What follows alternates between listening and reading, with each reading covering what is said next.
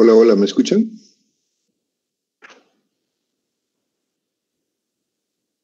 Buenas noches, doctor, ¿se escucha? Ahora sí. Tuve que reiniciar porque no veía que me escuchaban. Muy bien, un gusto saludarles. ¿Cómo están todos ustedes? Hoy vamos a hablar, antes de iniciar, recordarle que es nuestra última semana de clases. Algunos no están subiendo las tareas que les he pedido para evaluación, poner puntos de actividad práctica. Hoy, esta semana, tienen una tomografía en el Google Class para que corresponda a la actividad de esta semana. Hay que describir tanto la ventana ósea como la ventana diafragmática. Y eso tenemos hasta el día viernes, ¿ok? El enlace está en...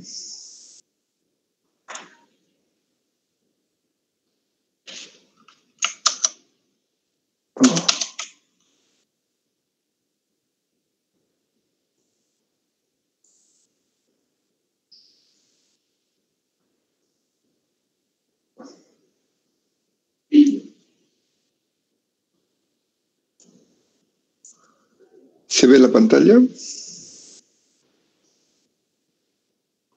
Sí, doctor, se ve. Ok, excelente. Hemos comentado en algún momento de las clases lo que corresponde a los procesos crónicos. Y todo proceso crónico comienza con una etapa aguda. Otro elemento que debe considerarse que los procesos crónicos tienden a presentarse reactivaciones o presentar complicaciones que hay que considerar. Debemos diferenciar lo que es bronquitis crónica de lo que es EPOC o EBOC. EPOC de enfermedad bronquial, otro es enfermedad pulmonar obstructiva crónica. Perdón, vamos a grabar la clase para los que no han venido. Grabar. Ok. Entonces, la enfermedad pulmonar obstructiva crónica se caracteriza por una limitación permanente del flujo aéreo. Y esto, jóvenes, es progresivo, que lleva a alteraciones del intercambio gaseoso, a las alteraciones del metabolismo.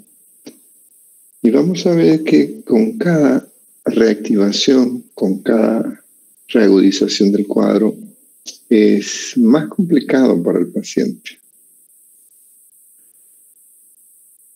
Cuando hablamos de bronquitis crónica, simplemente estamos hablando de un proceso que se repite por 2 años consecutivos y que se caracteriza por tos y expectoración, pero sin llegar a la disnea. Paciente que está tosiendo durante 3 meses al año y luego al otro año vuelve a repetir la tos, entonces hay que pensar que se trata de un proceso crónico. La ventaja de la bronquitis crónica es que no produce alteración del flujo aéreo. Si lo tenemos un paciente, el mejor ejemplo es el fumador que despierta todas las mañanas escupiendo lo que se conoce como la toilette matunina, y él considera que su tos es normal. Estos pacientes, tanto bronquíticos como enfermedad pulmonar, o como habíamos hablado al anterior, el asma, hacen lo que se conoce como enfisema. Nosotros tenemos que diferenciar el enfisema desde el punto de vista semiológico y el enfisema desde el punto de vista histopatológico. Porque tórax enfisematoso es hablar de ese paciente con tórax de base ancha, el famoso tórax coronel. Pero también en el enfisema, desde el punto de vista histopatológico, vemos que son los espacios alveolares a nivel distales, los bronquiolos terminales, comienzan a presentarse cambios en su estructura, deformándolos. Y esto puede ser que no sea haya una fibrosis bien clara. El enfisema por sí solo no es sinónima de enfermedad pulmonar obstructiva crónica. Esto lo vamos a entender mejor cuando estemos hablando de la enfermedad pulmonar obstructiva crónica, especialmente del fumador. Hemos visto que existen otras enfermedades que pueden alterar la obstrucción al flujo sin ser EPO. El asma, ustedes saben que es un broncoespasmo, revertimos y el paciente vuelve a la normalidad. En cambio, el EPOC no es fácil revertir el cuadro y vamos a ver que ese paciente termina necesitando oxígeno hasta para ir a comer. Hay que diferenciar de lo que es la fibrosis pulmonar, por ejemplo, lo que estamos viendo en post-COVID, pacientes que continúan con falta de aire, una disnea que se aprecia posteriormente que es una fibrosis debido al COVID. Las bronquiectasias, que son también alteraciones de los bronquiolos terminales, que pueden estar por una tuberculosis, por ejemplo, o esas neumonías a repetición que provocan el daño del tejido. De ahí la importancia de diferenciar entre uno u otra etiología que provoca esa obstrucción. El mejor ejemplo de la enfermedad pulmonar obstructiva crónica son los pacientes fumadores. ¿Se acuerdan cuando hablábamos de gasometría? Veíamos que el volumen expiratorio forzado. El paciente fisiológicamente, vean la curva superior versus el que fuma. Estos cambios generalmente estamos hablando de 50 ml por año. ¿Cuánto es el volumen tidal que tenemos? Entonces imagínense en cuánto tiempo ese paciente, en cortos tiempos, presenta esa dificultad para respirar. Hay que tomar en cuenta, sí, que aunque sea nuestro paciente fumador, siempre vamos a tratar de convencerlo que deje de fumar, ya que ese hábito eliminado, adiós tabaco, no voy a compensar el daño destruido, pero sí voy a evitar que siga habiendo el daño. Por lo tanto, la regla, si queremos mejorar cuando estemos hablando de un paciente con EPOC, ese que el que está relacionado con el tabaco, hay que convencerlo. Pero hay que considerar también de que apenas del 15 al 20% de estos fumadores hacen enfermedad pulmonar obstructiva crónica. De ahí que no solamente vamos a pensar el riesgo del tabaco por la EBOC o EPOC o la bronquitis crónica, sino también por el riesgo de cáncer pulmonar.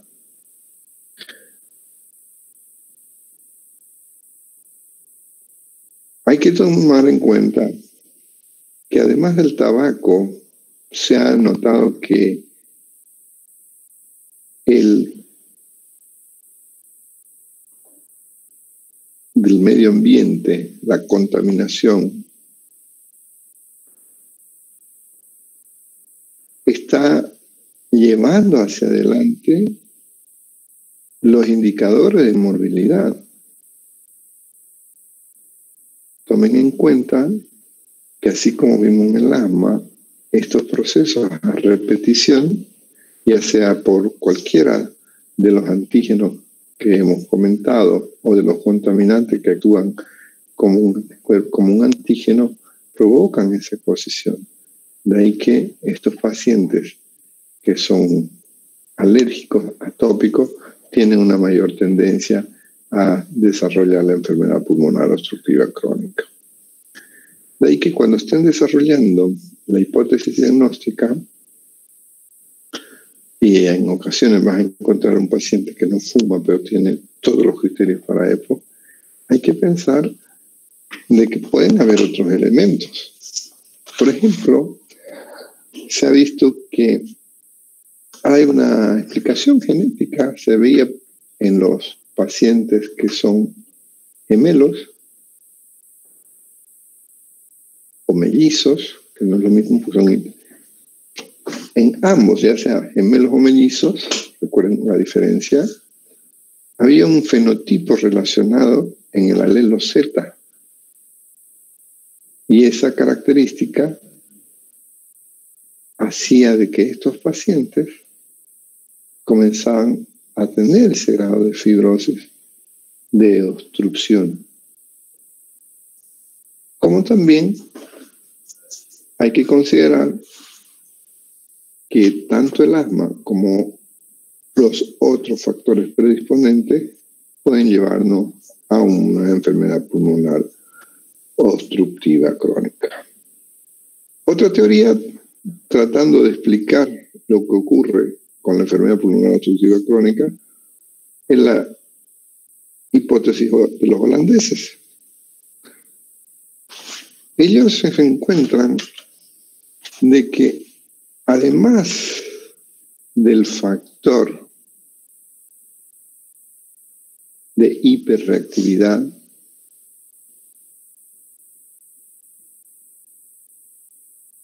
el papel de la alergia era el más controvertido. Les comentaba en la clase anterior sobre cómo está incrementándose las estadísticas tanto del asma como de la enfermedad pulmonar obstructiva crónica. Si comparamos la tendencia en el tiempo, lo que es las enfermedades cardiológicas o los accidentes cerebrovasculares, tienen tendencia a disminuir porque conocemos los factores de riesgo, tenemos una alimentación más apropiada. Sin embargo, el EPOC está hacia arriba. Más del 163 mostraba. Y eso es obviamente por el tema de las grandes poluciones en las ciudades superpobladas. El principal factor está en el cigarrillo. Hoy, por suerte, es una ley en muchos países, así como el nuestro, en que es prohibido fumar en lugares públicos. En algunos lugares, estas políticas están siendo aún más agresivas debido a que, por ejemplo, si encuentran a una persona fumando en un local, lo clausuran el local. ¿Por qué? Porque se gastan muchos recursos en hospitales, en medicamentos, para tratar de revertir esto. Al ser el tabaco uno de sus factores, pues obviamente, ¿qué se espera? Vamos a ver en el siguiente, les voy a poner un artículo sobre los cambios que hay con el tema del tabaco. Cuando miramos a nivel del microscopio histopatológico, vamos a ver de que encontramos alteraciones no solamente en el parénquima o en el árbol traqueobronquial, sino también a nivel de vasos sanguíneos y terminaciones nerviosas. Es homogéneo. Si miramos desde el punto de vista de bronquios, vamos a ver que, al igual que en la bronquitis crónica, hay una proporción aumentada de sus glándulas mucosas. Pero en el EPOC no solamente hay el incremento de la proporción de sus glándulas, sino también que comienza a haber un engrosamiento de su capa muscular e infiltrado inflamatorio de su mucosa. Es lo que le da esa cierta rigidez y posteriormente la deformación de su pared para bloquear el pasaje del aire. Lo más característico, recuerden, y incremento de la capa glandular. Por eso que el paciente tiene bastante expectoración. Si vamos más abajito a los bronquiolos, vamos a ver que se observa también, igual que en el asma se recuerdan, hay un incremento de las células calciformes y cambios en la estructura celular a nivel de las células escamosas. este proceso inflamatorio, con el tiempo, igual que como veíamos en el asma remodelado, va llevando a fibrosis y aumento de la capacidad del músculo liso, lo que disminuye el calibre de la vía aérea. Este daño es irreversible, no hay forma. Por eso el paciente comienza a presentar esas clínicas que él comentaba, hasta que pase lo que tenga que pasar, porque lamentablemente ese paciente va a necesitar oxígeno permanentemente.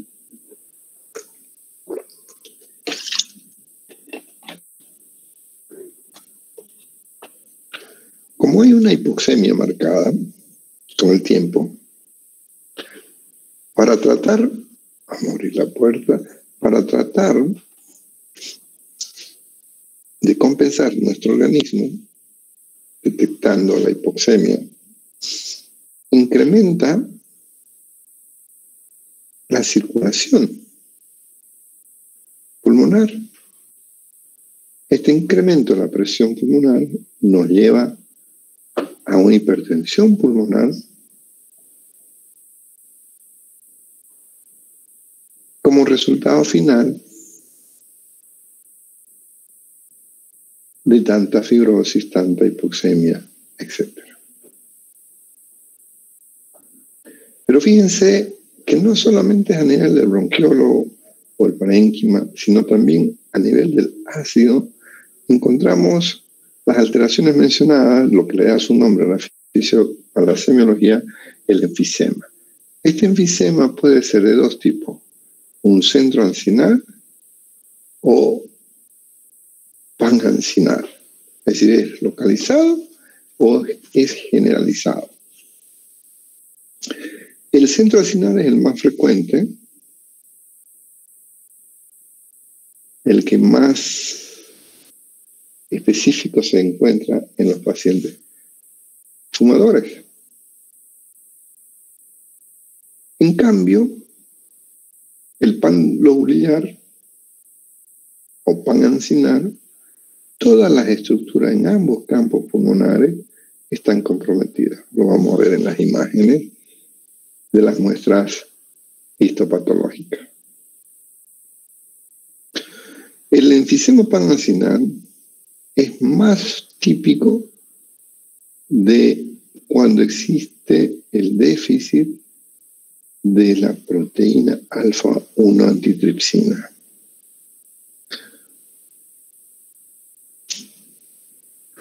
Como poníamos ejemplo, el alelo Z.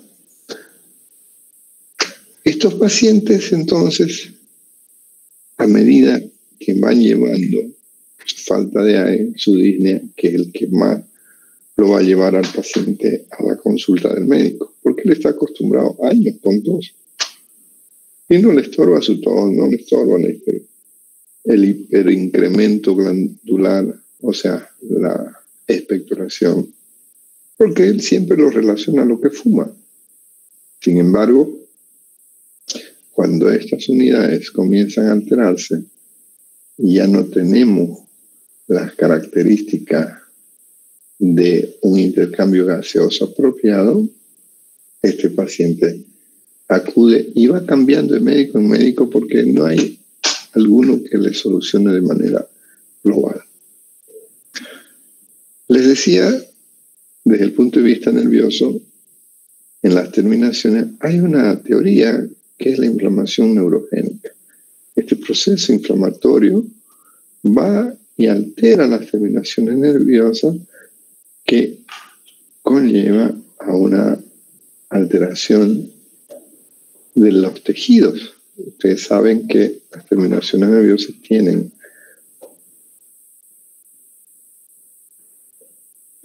los estímulos necesarios para que esa capa muscular,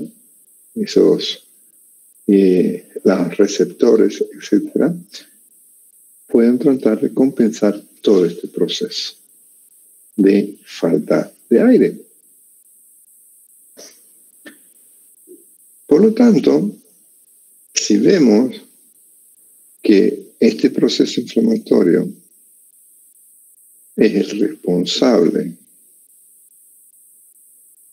de todos estos cambios estructurales, Aunque ayer comentando con el doctor Javier Aguilar, profesor de algunos ha sido ustedes probablemente, me comentaba de un artículo de que teóricamente estos procesos están debido a que el tabaco, las moléculas de humo que dejan impregnada.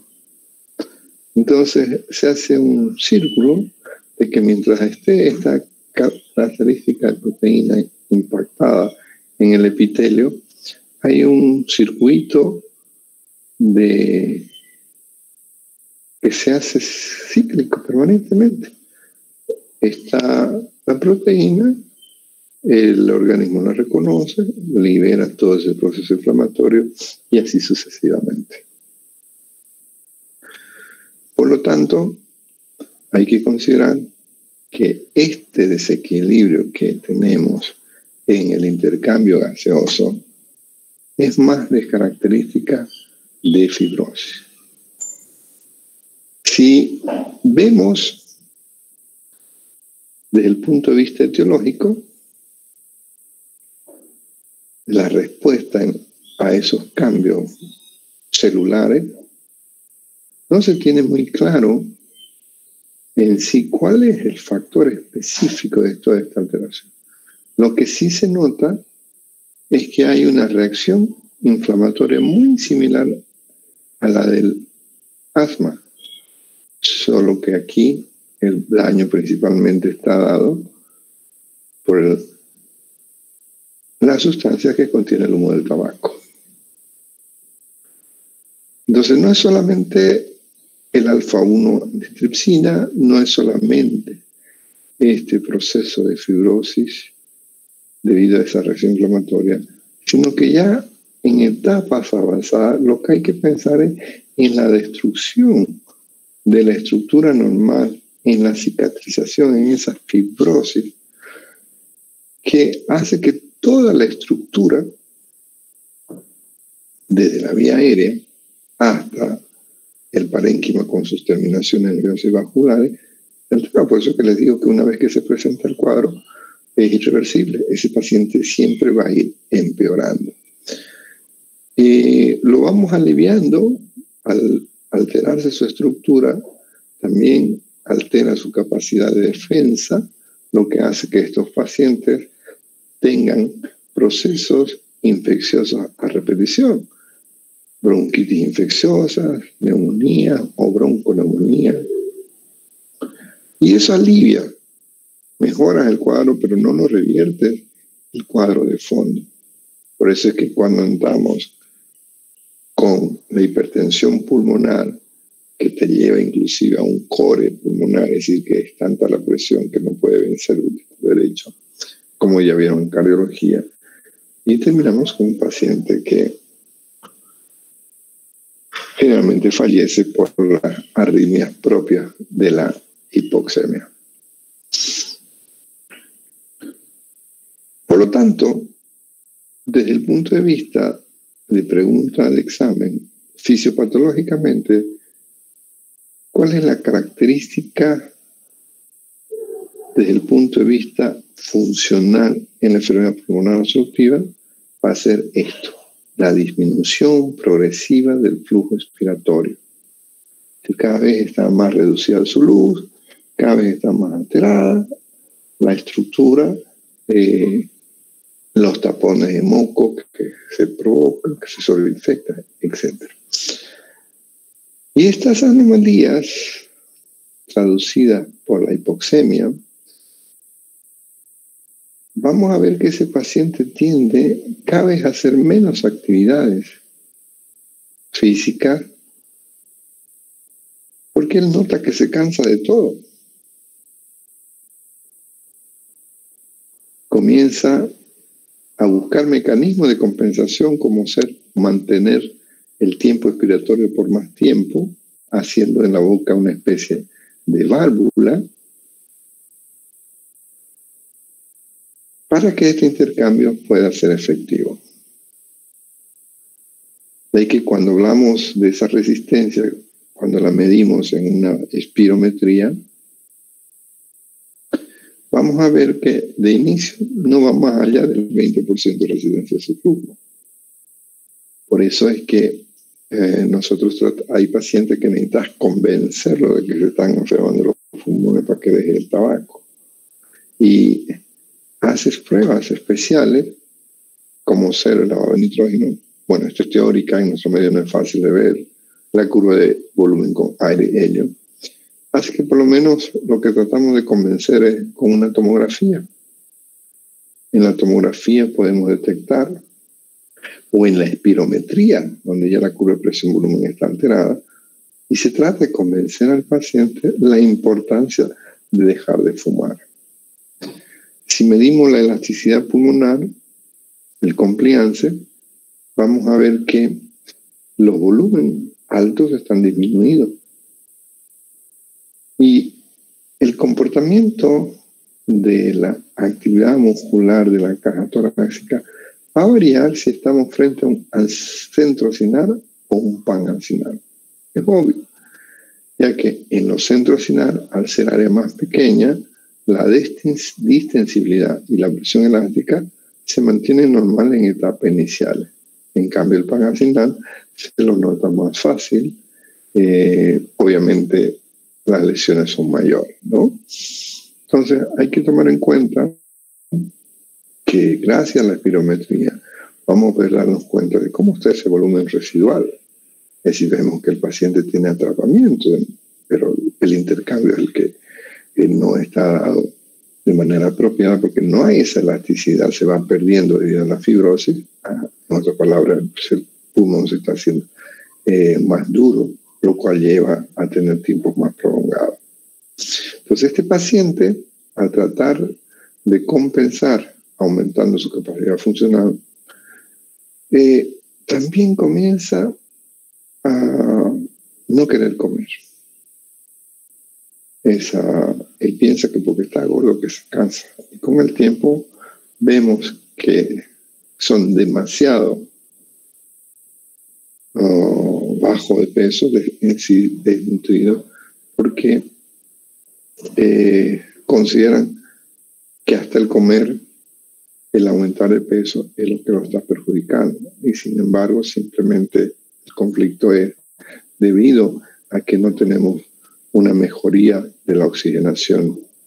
Y además de eso, tienen que tomar en cuenta que en los procesos ya avanzados, en mayor tiempo, vamos a ver que tampoco podemos eliminar el dióxido de carbono. Entonces, esta hipercapnia va a provocar también características como respuesta, incrementando lo que significa acidosis celular, especialmente dándonos una acidosis respiratoria por este incremento del dióxido de carbono, y muchas veces terminamos con una acidosis mixta. Entonces, todo este problema desencadenado a nivel celular por esta hiperactividad es lo que refleja por qué no podemos volver a controlar ese cuadro revirtiendo del todo la enfermedad, como a veces hacemos con el tema del asma. Entonces, estos pacientes son los sopladores azules, no los sopladores rosados, porque tienden a ser cianóticos. El diámetro, si miramos en una placa y ver las características del diámetro de los músculos diafragma, vamos a ver cómo tienden a aplanarse. Para tratar de, el paciente retiene aire. Él cree que no respira bien, entonces mete aire y se queda. Y ese daño más la fibrosis va provocando esos cambios en la estructura. Por eso tenemos un pulmón bastante grande, pero que no están funcionando. No es que el conflicto sea porque no pueden, no es como en la fibrosis pura donde hay una rigidez, un parénquima que no permite el ingreso de las moléculas apropiadas con la distensibilidad que tendrían que tener los alveolos. Entonces, estos pacientes comienzan a tener otros cambios que van más allá de lo que es el aparato respiratorio, sino ya a los secundarios, a los mecanismos de compensación. Por ejemplo, la poliglobulia. El paciente tiende a tener más glóbulos rojos debido a los factores de hipoxemia. Estos pacientes posteriormente comienzan a presentar alteraciones del miocardio. No solamente que nos va a llevar al coro pulmonar por la hipertensión pulmonar, sino a las características de arritmia que pueden dar no solo la hipoxia, sino el incremento del dióxido de carbono. De ahí que cuando estemos valorando un paciente con estas características y vamos y le pedimos para confirmar o descartar una espirometría, pero no lo hagamos cuando ya ese paciente viene y apenas puede entrar al consultorio porque se cansa. Pero lamentablemente nosotros nos obligamos a los pacientes a ir al médico, ¿no? Lo ideal sería que hagamos un programa de seguimiento a aquellas personas que no dejan de fumar y estar alerta. Pero es un componente más complicado debido a que la nicotina provoca cierta adicción. ¿Cuál es la clínica? ¿Cómo diferenciamos el paciente de bronquitis crónica del paciente de EPOC? Recuerden, principal criterio, bronquitis crónica, el cuadro vuelve a la normalidad. Los episodios los podemos controlar. El paciente con bronquitis crónica tiene tos, tiene expectoración, le puede durar más de 3 meses, durante 2 años, pero nunca va a venir por disnea, a no ser que haya un cuadro sobreinfectado que le esté provocando neumonía, y ese sería el factor. En cambio, el paciente con EPOC, ese no le revertí el tema de la disnea. Cuando tiene disnea, es recién que acude al paciente. Eso es lo malo. Entonces, por los antecedentes de ser fumador crónico, el paciente muchas veces no lo dice, pero notamos las uñas marcadas por la nicotina o los dientes marcados por la nicotina. Entonces, a veces el paciente se siente culpable de su enfermedad, por eso trata de no mencionar los tiempos, pero uno se puede dar cuenta. Comienza ese paciente con tos y expectoración, similar a la bronquitis crónica. En la expectoración, generalmente el paciente fumador tiene un cambio en el color, es más herrumbroso, más tendencia a ser oscuro, coterrarse. En cambio, el de la bronquitis crónica es más mucoso, a no ser que haya una sobreinfección para que cambie de color. Entonces, a medida que presenta la disnea, esta disnea es progresiva, aunque en ocasiones tiene un carácter episódico en el cual uno puede dudar, oye, parece asma, porque se está repitiendo por periodo, y puede haber, ¿no? Porque puede haber un EPOC y puede haber un asma. Yo conozco pacientes que en un bolsillo tienen el inhalador para su asma, y en el otro bolsillo tienen la cartera de cigarro.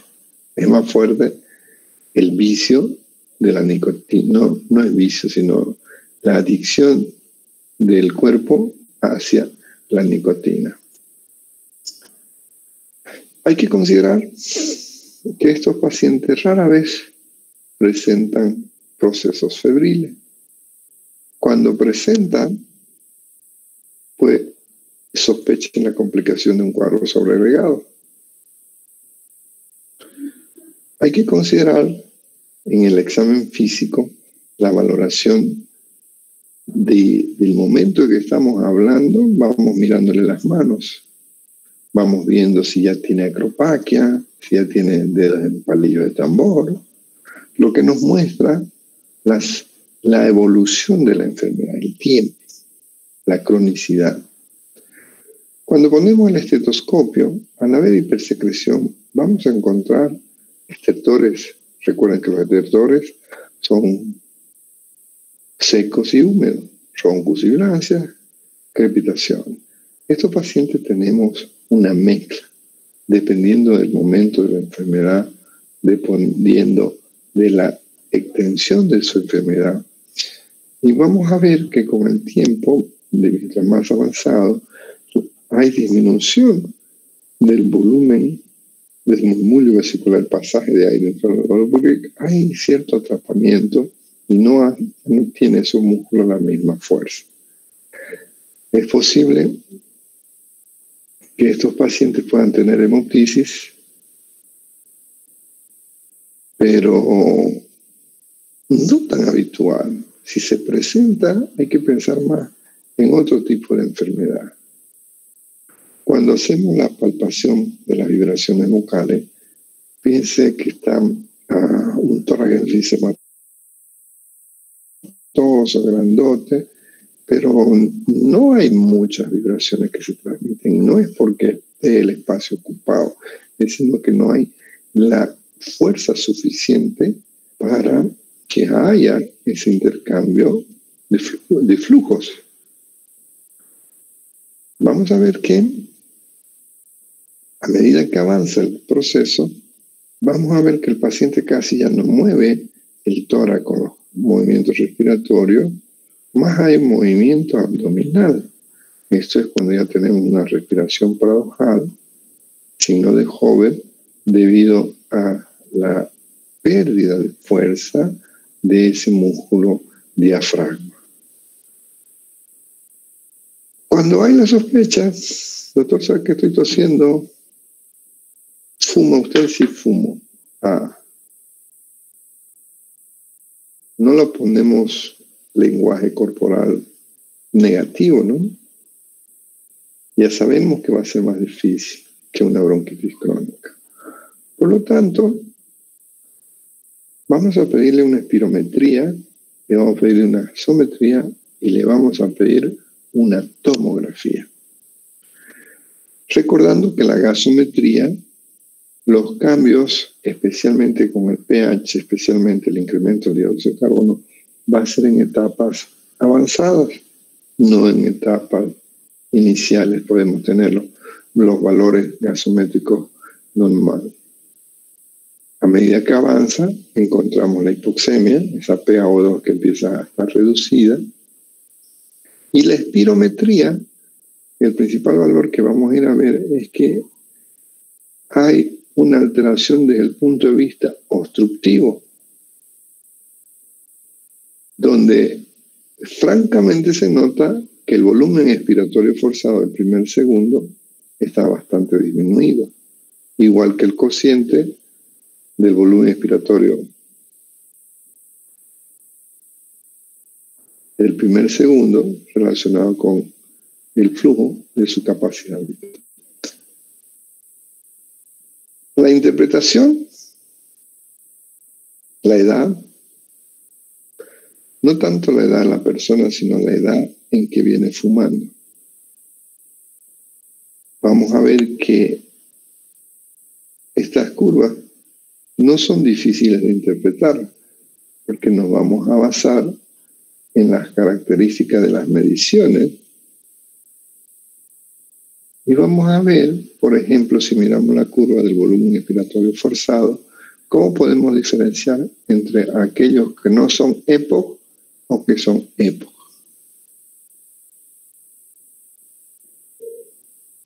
La espirometría, midiendo esta curva de flujo-volumen, siempre la tenemos que realizar con la prueba del broncodilatador para descartar los procesos asmáticos en base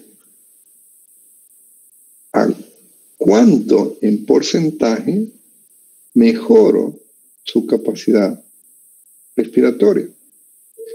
Si tenemos un mayor al 30%, aquí lo más probable es que no sea un EPOC, que sea más bien asma bronquial, como hemos visto en la clase anterior. Entonces, a medida que ese paciente va evolucionando, vamos a ir tratando de interpretar. Hay que considerar que no solamente vamos a medir la espirometría o la gasometría, sino también vamos a ver las características de distensibilidad pulmonar para medir el compliance. Y la prueba de esfuerzo, que no solamente la pedimos para pacientes con insuficiencias coronarias, como han llevado en cardiología, sino también la podemos ver para determinar. Lamentablemente, este paciente va a llegar un momento en que ni se te va a ocurrir pedir la prueba de esfuerzo porque él ya no tiene ni fuerza para amarrarse los zapatos. La radiografía nos sirve en épocas o estadios avanzados, donde vamos a ver esos tórax con bastante atropamiento de aire, con diafragmas aplanados, es decir, en otras palabras, con tórax enfisematoso. Es mejor en etapas tempranas solicitarles una tomografía para que ya podamos notar los inicios de las lesiones enfisematosas, ya que la radiografía solo nos va a poder ayudar para medir el grado de avance, sacar un pronóstico, ya que en etapas avanzadas vamos a ver que son oligoémicos y que ya puede mostrarnos los cambios en la silueta cardíaca que nos hacen sospechar la insuficiencia cardíaca derecha. En cambio, con la tomografía, aquí estamos viendo una ventana pulmonar, fíjense los cambios entre un lado o en el otro, miren estos espacios abiertos tipo bronquiectásicos, estamos viendo una alteración global. Entonces aquí tendríamos que ver enfisema del tipo panancinar. Otras pruebas que pedimos, electrocardiograma en pacientes ya avanzados, donde vamos a ver el índice de Wybock. El Sokolov-Lyon es para el lado izquierdo, para el lado derecho, el índice de Wybock, con el eje alterado inclusive, no solamente los signos de crecimiento. Hay que tomar en cuenta que en el electrocardiograma también podemos encontrar alteraciones del ritmo debido al nivel de hipoxia que se tenga en ese paciente. Los hemogramas muchas veces nos muestran hematocritos elevados. Ya nosotros le hemos sospechado la poliglobulia por el color y el antecedente de ese bronquítico crónico fumador. Y vamos a ver que también los electrolitos se pueden verse alterados. Podemos tener sodio circulando bajo, podemos tener potasio bajo, y esto además de la relación de la alcalosis o la acidosis metabólica que puede haber. Hay que considerar que para llegar al diagnóstico de una enfermedad pulmonar obstructiva, la clave es la clínica. Es decir, cuánto tiempo está tosiendo, cuánto tiempo viene expectorando, cómo son esos procesos y la disnea. Cuando se presenta la disnea, ya es algo que no queremos que llegue a nuestros pacientes. Buscamos todos los antecedentes, pero el principal, el mayordomo, el sospechoso, es el tabaco. Y para poder confirmar este diagnóstico, vamos a hacer la prueba de la espirometría. Esta espirometría que te da un patrón obstructivo, porque ese volumen expiratorio forzado está disminuido, aunque en las bronquitis crónicas podrían estar alterados, especialmente en las etapas iniciales.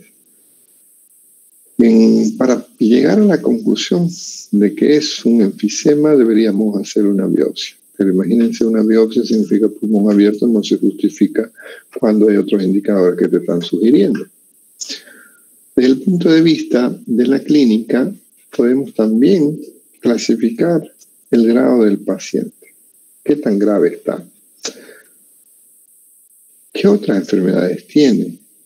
¿Cuántos medicamentos está utilizando? ¿Desde cuándo viene eso? Entonces, en base a estos criterios, vas a hacer una escala para poder hablar del pronóstico del paciente, pero recuerden de que no es solamente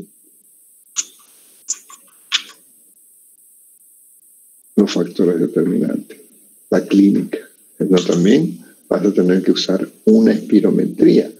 Para poder decir que está en el estadio 4 muy grave, sí o sí tengo que tener la espirometría, porque la espirometría es la que me está indicando estos cambios que son severos, además de la clínica de insuficiencia respiratoria.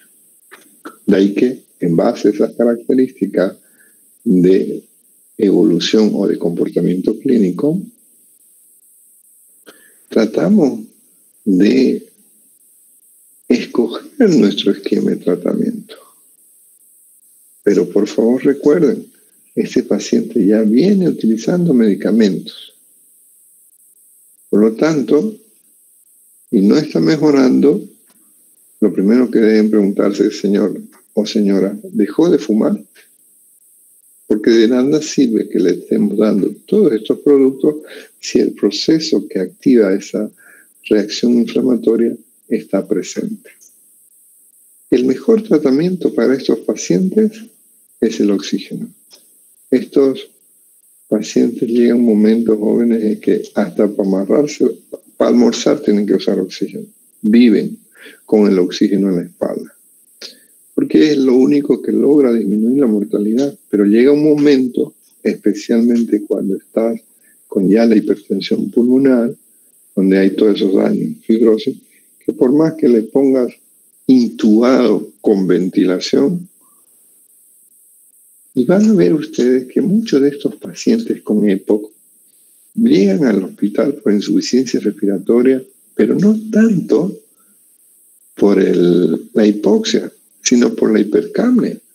Recuerden que tenemos que tener no más de 45 milímetros de mercurio la saturación de dióxido de carbono. Hemos tenido pacientes 110, 120, están todos sedados ahí intoxicados por dióxido de carbono.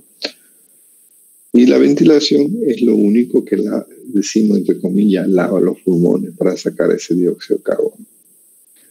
Todos estos pacientes con bronquitis crónica que comienzan a desarrollar falta de aire, comenzamos a darles tratamiento como para pacientes asmáticos, tratando de mejorar esa inflamación, disminuyendo el broncoespasmo. Vamos a utilizar broncodilatadores. Los broncodilatadores que más utilizamos es salbutamol de acción corta, que puede ir combinado con una de acción prolongada. Esto vamos a hacer un PAF. Primero se lo hacemos a demanda. De ahí ya no es cada que se ponga mal, porque si lo hacemos muy seguido, más de intervalo cada 4 horas, los efectos adversos de arritmia van a ser más riesgosos que la hipoxemia. Entonces vamos combinando los broncodilatadores con el uso de corticoides. Primero inhalado, la beclometasona o la budesonide, que viene combinado con salbutamol. Vamos utilizando cada 6 o cada 8 horas un PAF. Pero recuerden, son todo el día, mañana, tarde y noche que estos pacientes están con su falta de aire. Entonces, llegamos a la etapa de que no está respondiendo y buscamos alternativas de otros medicamentos, por ejemplo, la teofilina, los de la metilsantina, que recuerdan que lo debemos evitar por el riesgo de arritmia. En estos vamos a ir usándolo.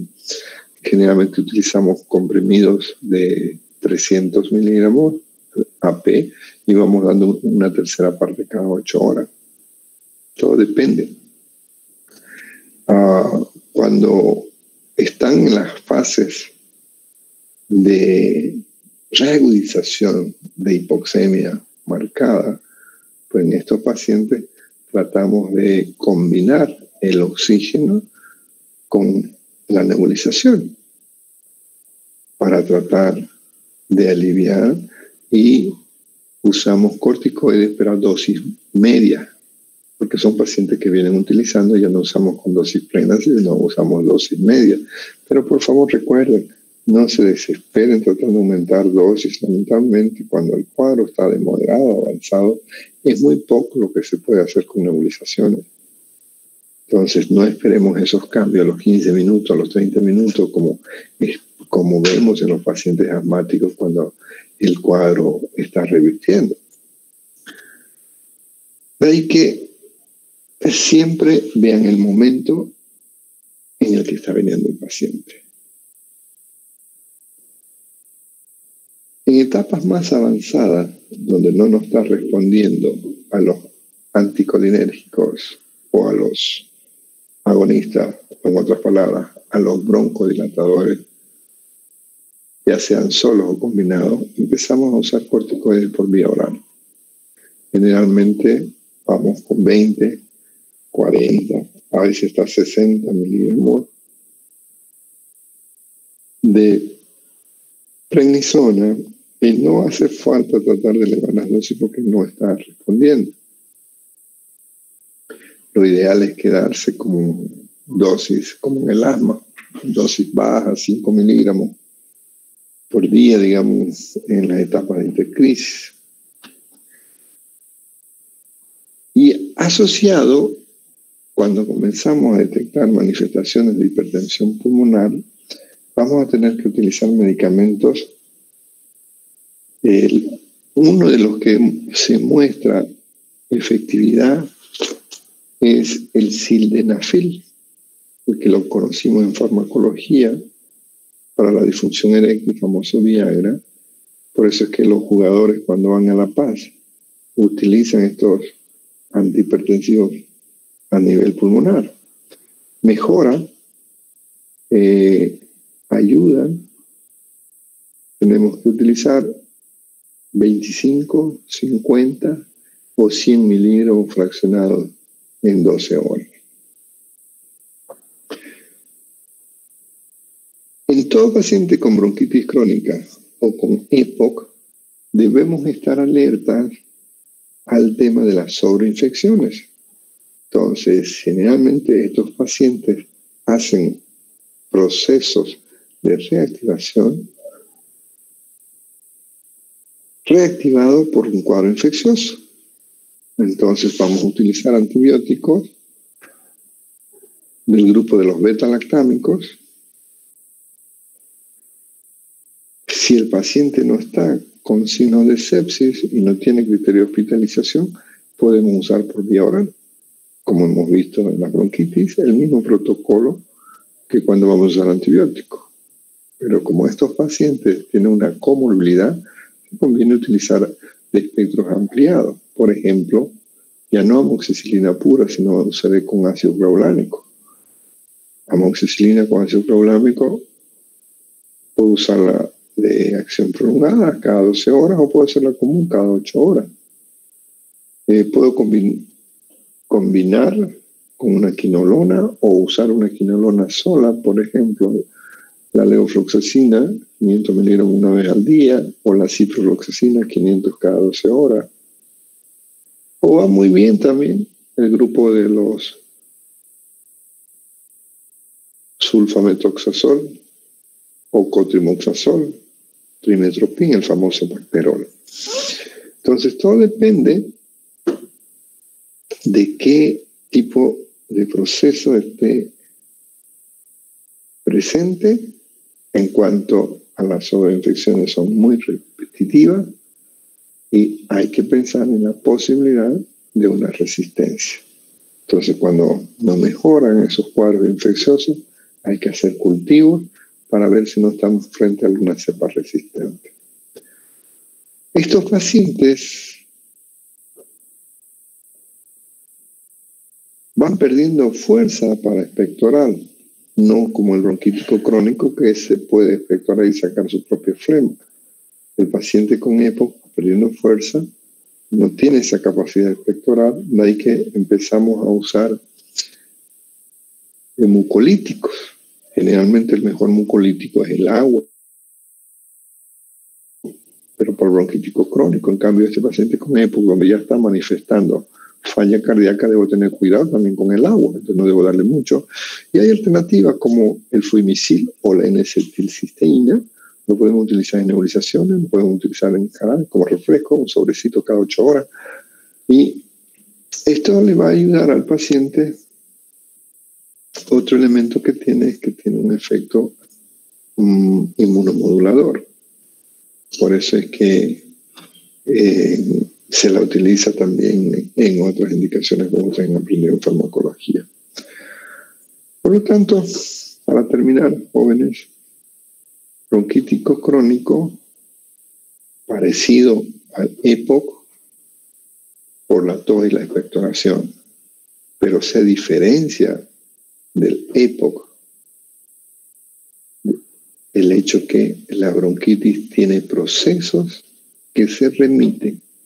En cambio, en el EPOC, una vez que empezó su disnea, eso va a ir incrementando, no vamos a poder mejorarle, y posteriormente los cambios metabólicos debido al incremento del dióxido de carbono. Estos pacientes, cuando hay condiciones económicas, pues podría pensarse en trasplante de pulmón. En nuestro medio, no sé, ustedes saben que no es muy fácil. Entonces, de acuerdo a la severidad del cuadro, en este cuadrito les va a ayudar. Cuando es leve, vamos a usar broncodilatadores cortos, butamol, por demanda o por razones necesarias. Sin embargo, cuando es severo, tenemos que ir combinándolos y tenemos que ir viendo evoluciona. El diagnóstico entonces es fácil. Una vez que confirmaste con la espirometría el EPOC, no solamente basada en la clínica, sino en elementos complementarios, el tomo y espirometría, vas a ir escogiendo. Y el esquema es simple. Si es un cuadro leve o es un cuadro moderado. Y recuerden, tenemos que ir combinando y tenemos que ir rotando entre los de SA, inglés, short action, B de broncodilatador, a demanda. Long action combinado con short action, o sea, los dos, un pas de uno, un pas del otro. El de acción corta se lo va dando cada 6 horas, cada 4 horas, y el de acción prolongada se lo va dando cada 12 horas, pero combinado, ¿no? Y vas viendo con mejora, no mejora, y si no mejora, el siguiente paso es agregar los corticoides por vía inhalatoria en primera instancia. Si no mejora, por vía oral, corticoides combinados con los inhalatorios. Y si el paciente no mejora, riesgo-beneficio, ok, agreguémosle metilsantina o aminofilina o teofilina, como ustedes lo conozcan. Para el tema del tabaco, Amalaya sea decirle en una receta, señor, ya deje de fumar.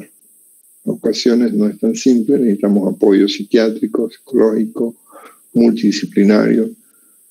Y se pueden utilizar medicamentos como el bupropion o la vareniclina, o por último los parches de nicotina o chicles de nicotina. Es decir, porque para una persona que es adicta, esto puede ser muy complicado, muy penoso, el sufrir de las manifestaciones de la falta de la nicotina.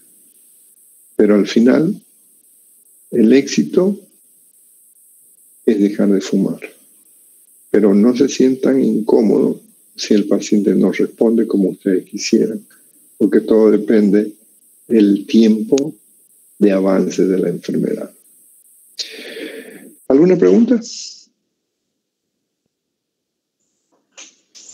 Buenas noches, doctor. Tengo una preguntita. Dentro del tratamiento hay algunas personas que intentan ayudarse no consumiendo el tabaco en sí, sino uno artificial, no recuerdo el nombre. ¿Eso ayuda o a la vez igual es perjuicio? El vapeo, mire, los cigarros electrónicos se refiere probablemente, se está viendo que provocan más daño. Desde el punto de vista del efecto de la nicotina, obviamente que el daño es menor, pero se está viendo que tienen otros efectos e inclusive que los combinan con sustancias que son contaminantes y han habido casos ya de gente que fallece por el uso de esto. Teóricamente, sí, fueron hechos, diseñados para dar la impresión que estamos fumando, pero sin los efectos de la nicotina. Pero no se recomienda. En general, los vapeadores se están tratando de sacar del mercado. El mejor es no fumar. Ok, coloquen su nombre al chat, por favor, para dejar de grabar. Doctor. Sí, dígame. Para los fumadores que tengo amistades que fuman solamente en ocasiones, como me han dicho, cuando hace frío o cuando van y consumen alcohol en una fiesta, en eso, pero cuando hace una calor como estas calores, ellos lo huelen el cigarro y les provoca náuseas o mareo. ¿Eso es posible en tiempo puede causar una EPOC, esos fumadores? A ver, el fumador ocasional tiene el riesgo que igual que el fumador pasivo. No hay duda que mientras mayor cantidad de nicotina estemos expuestos, el daño teóricamente va a ser mayor. Pero recuerden de que hay una reacción inflamatoria que no está necesariamente con la dosis del tabaco. Les mencionaba un artículo que recientemente comentaba el doctor Aguilar, de que el tabaco es una molécula que la impregna, que es como que le ponga un tatuaje ahí, por dar un término, que lo coloque dentro de la zona de la vía aérea, y mientras esté esa presencia, nuestras células blancas, nuestros linfocitos lo van a ir detectando y van a ir provocando la reacción. En general, sí, el que fuma poco tiene menos probabilidades de desarrollar ya sea la bronquitis crónica o ya sea el EPO. Hay una relación directa con el tabaco. Por eso es que siempre recomendamos que deje de fumar. Ahora, a tu amigo, mejor recomendarle de que no fume, ¿no? Porque si tenemos la suerte de que puede controlar su hábito, que solo fuma cuando él quiere, va a ser más fácil convencerlo de que no se arriesgue a que su neurona comience a gustarle la nicotina. Hay personas que van al baño, no van al baño si no fuman su cigarro, porque creen que, y no es que creen, sino que la nicotina les hace tener un movimiento mejor del tubo digestivo, ¿no? Pero es un riesgo que no vale la pena correr. Entonces, los que están empezando a fumar, o mejor, nosotros a las personas que veamos que están empezando a fumar, tratemos de convencerlas de que su organismo no necesita estar contaminándolo para sentirse mejor. Ok, nos vemos el día viernes. Recuerden, en nuestra última clase ya cambiamos de rotación a otra semana. El aviso para los que recién han llegado. Vamos a... Disculpa, doctor, la última preguntita. Usted nos dio una tarea el anterior viernes sobre el mecanismo de acción de la furosemida. ¿Nosotros se la vamos a decir el viernes o usted la va a poner en Classroom para que la subamos la respuesta? Al Classroom, sí. Ahí es más fácil porque queda registrado, así no me olvido quién me entregó, quién no me entregó, porque ya está ahí anotadito. Ahí la vamos a poner ahorita mejor de una vez. Gracias, doctor. A usted por hacerme el recuerdo. Tarea.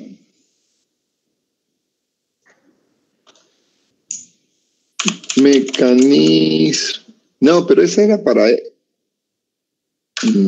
a ver, la furosemida era para esta clase que tenía que estar. Mecanismo de acción la furosemida en el asma. Ok. Entregar a todos con puntaje al sistema bono. Listo, señorita, ya está creada. Y no se olviden de la tomografía, ¿no? La que le he puesto un caso interesante, una señorita de 14 años. Mejor suban a la placa, después les aviso, que voy a verificar si estamos...